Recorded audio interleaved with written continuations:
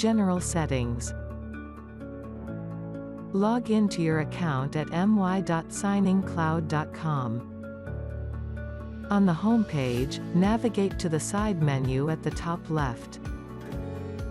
Navigate to Configuration, and find General Settings.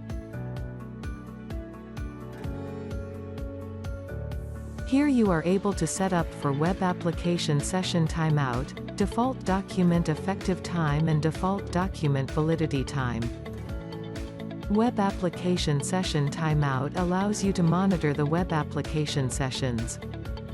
Default Document Effective Time is to set the document validity after the signing request is sent.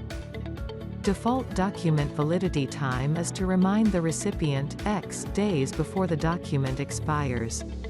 Maximum validity time in days is allowed up to 12 days. SigningCloud. Sign with confidence.